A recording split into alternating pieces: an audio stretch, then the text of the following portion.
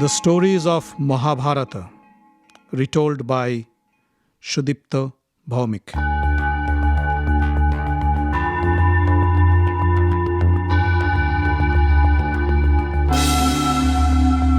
Dear friends, welcome to another episode of The Stories of Mahabharata. In the last episode, we heard the story of how Draupadi got married to the 5 Pandava brothers, an incident that has no parallels in the world literature. Now let's listen to what happens next.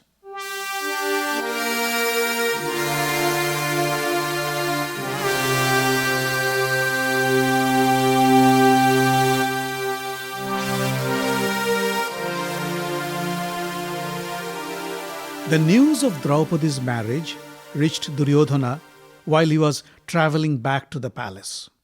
Duryodhana was furious. Not only did the Pandavas survive the fire, but they have also won Draupadi's hand in marriage. This makes the powerful King Drupad their strongest ally. He cursed Purochana. I should have never trusted that fool. His brother, Dusashana, said, the Pandavas deceived us by disguising as Brahmins. If only we could recognize them, we would have taken care of them right there in the marriage hall. Duryodhana was in deep thought. He said, the Pandavas now have a powerful ally. They can challenge us at any moment if they want to. We must think of some strategy to finish them as soon as possible. Let's talk to father about this. In the meantime, in Hastinapur, when Vidura received the news, he was ecstatic with joy. He went to King Dhritarashtra's chamber and said, O king, I have great news for you. By the grace of God, the glory of the Kurus have reached new heights. The blind king thought that his son Duryodhana must have succeeded in winning the hands of Draupadi. He stood up in joy and said, Vidura, what a great news you have brought me this morning. Oh, I am so happy. Make arrangements to welcome the Panchala princess with the finest of jewels and gifts. Welcome Duryodhana and Draupadi into the city with great pomp and honor. Let no expense be spared.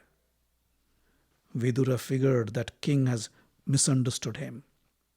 With a calm voice, he said, Brother, I spoke in haste and I think I should clarify my statement. It was Arjuna who won Draupadi at the Sayamvara and not Duryodhana. Contrary to our belief, the Pandava brothers have survived the fire. To keep their mother Kunti's word, they all have married Draupadi and are now living in King Drupada's place in Kampilya. Vidura noticed how in an instant all happiness drained away from Dhritarashtra's face. The king sat down and tried to force a smile on his face. That's wonderful news, he said. Brother Pandu's sons are as dear to me as my own. My heart fills with joy to know that they are alive and have succeeded in winning the princess of Panchal. Vidura knew that Dhritarashtra was not speaking his mind. Still he said, I am happy for you, my brother.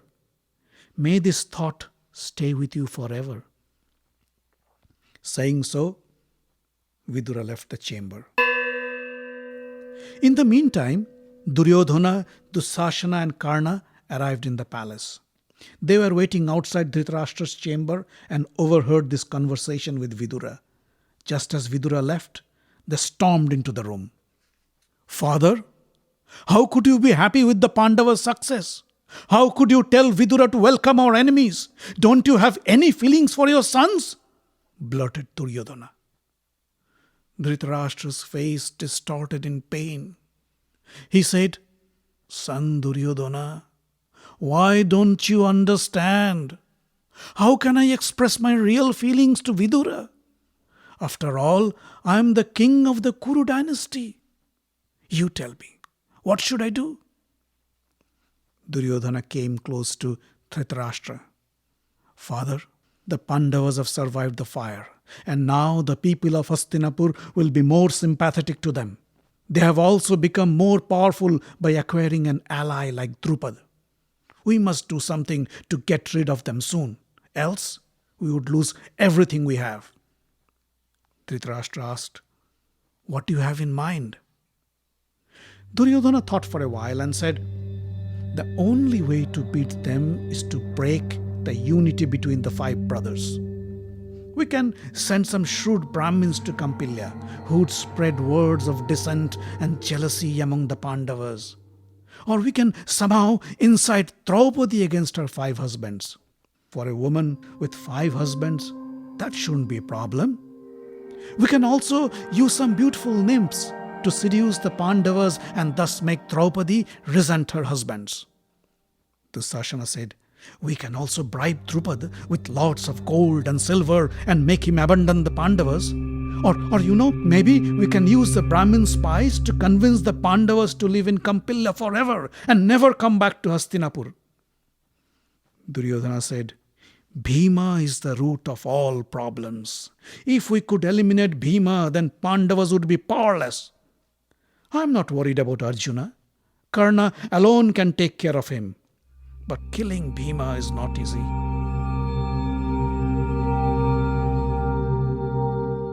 How about we send some assassins who would enter Drupad's palace in secret and kill Bhima? This would render the Pandavas powerless. Or here is another idea. Maybe we should invite them to Hastinapur. And when they enter the city and drop their guards in joy, we could ambush them and kill them with the help of some sharpshooters. We can use any method, but we must keep trying until we succeed in neutralizing them. Karna, what do you say? Karna nodded his head and said, "My friend, I'm afraid I do not agree with any of your suggestions. They are of no use against the Pandavas. You will never be able to break their unity by any sly means. They are 5 bodies, but of a single soul. Else, why would they agree to marry the same woman? You have been trying to kill Bhima since his childhood. Did you ever succeed? And when you yourself have failed, do you think a petty assassin could succeed in killing him?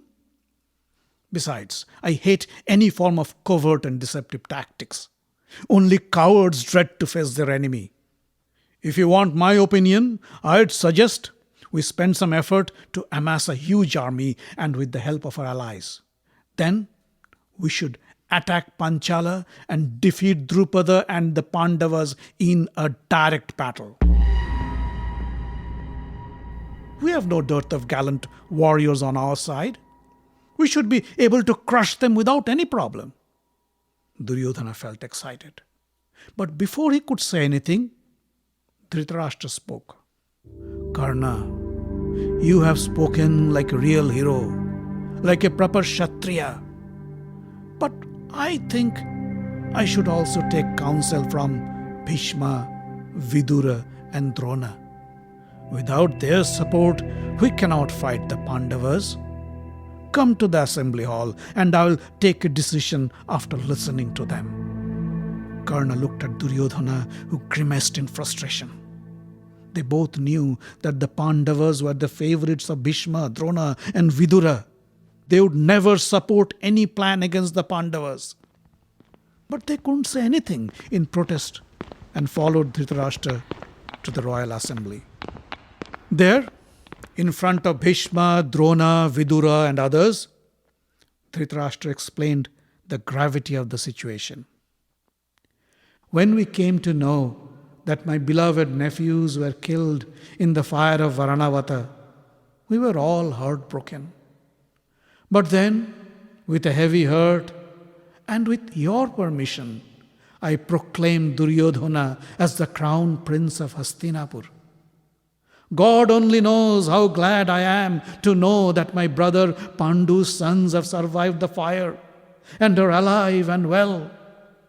But if the Pandavas now come back and stake a claim to the throne by force, which now belongs to Duryodhana, it can blow up to be a major conflict.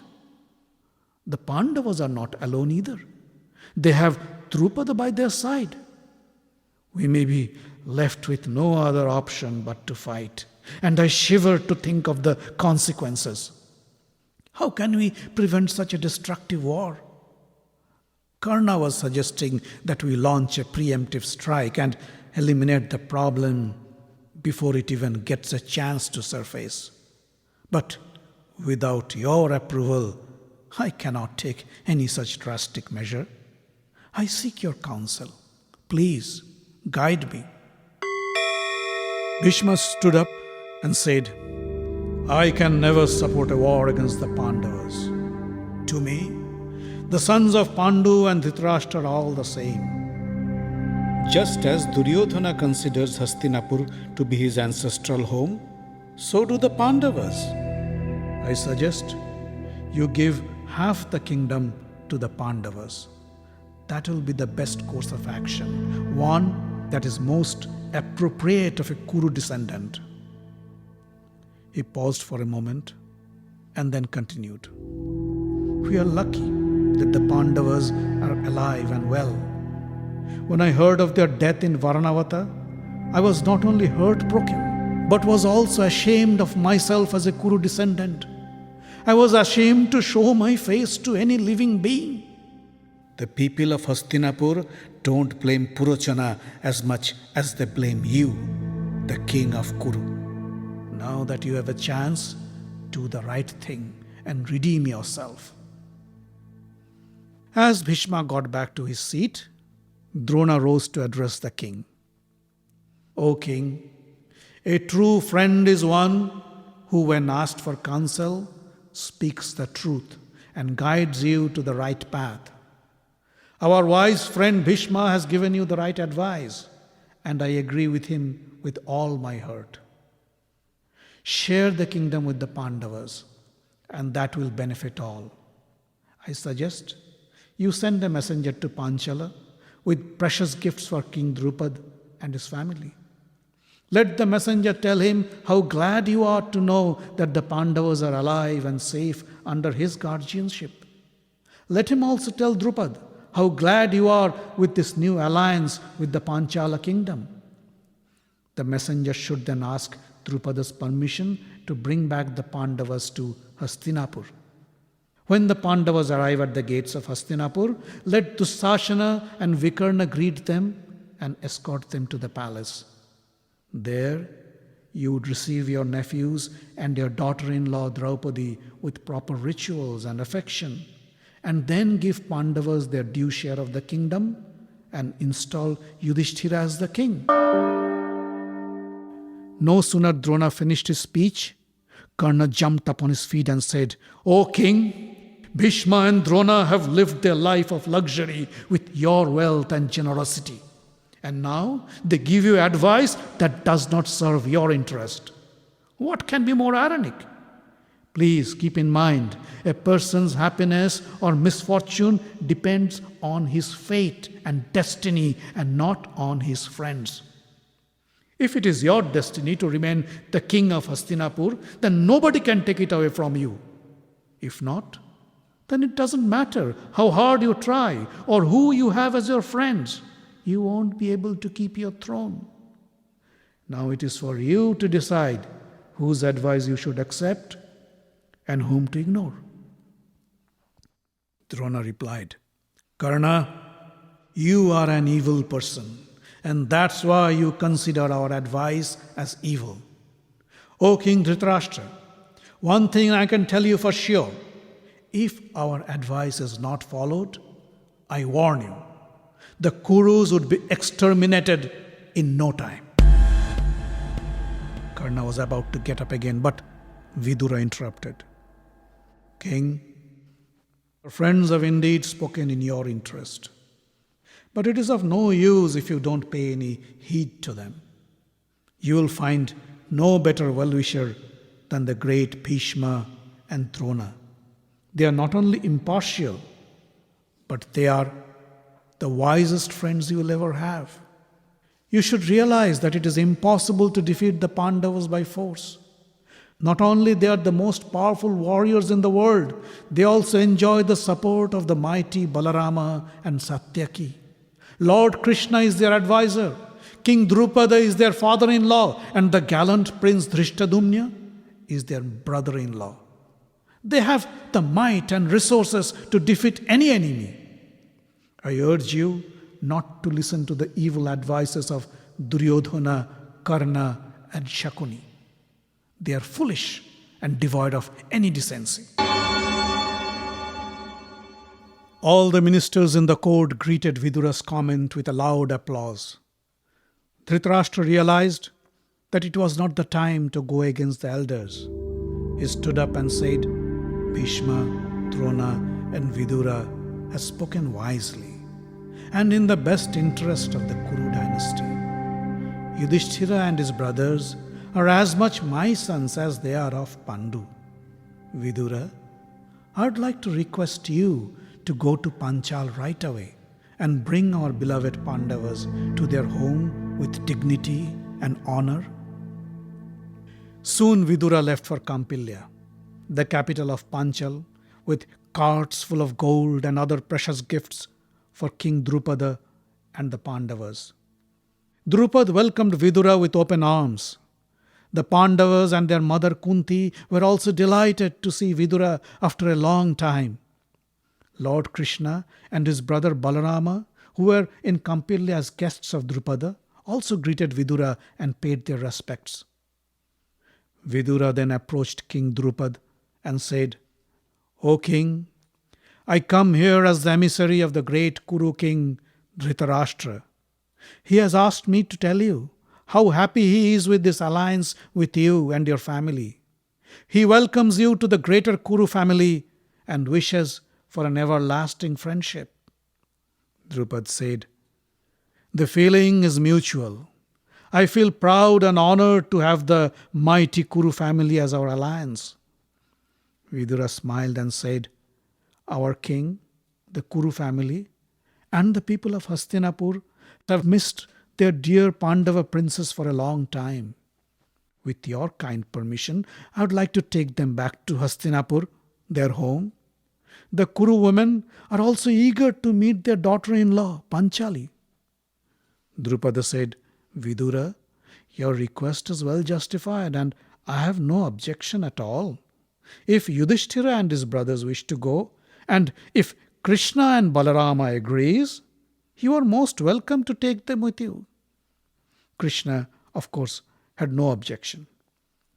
Soon, with a heavy heart, King Drupada and the city of Kampilya began to prepare for the departure of their daughter Draupadi to her in-laws' house. After a long journey, the Pandavas, along with their mother Kunti and their bride Draupadi, arrived at the gates of Hastinapur. At the request of Yudhishthira, Krishna and Balarama also accompanied them. Drona, Kripa, Vikarna and many other Kuru ministers greeted them at the gates. They escorted the Pandavas in a royal procession with pomp and grandeur. Their path from the gate to the royal palace was decorated with flowers and colorful flags that fluttered in the breeze.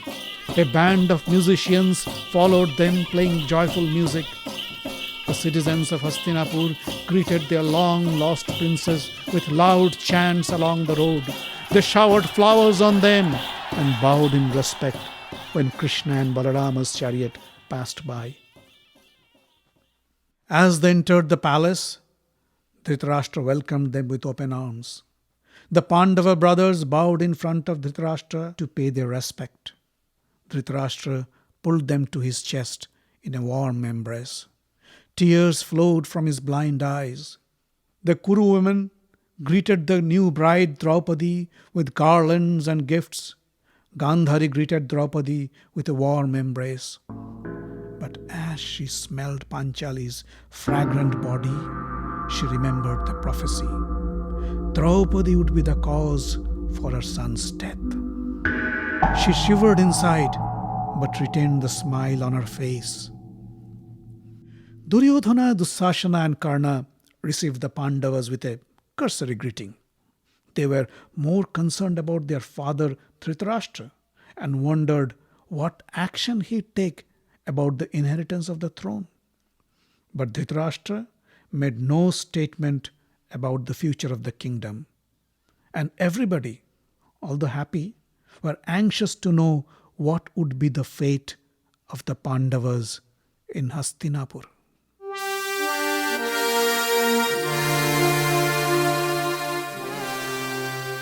The Stories of Mahabharata is written, directed, and told by Sudipta Bhawmik.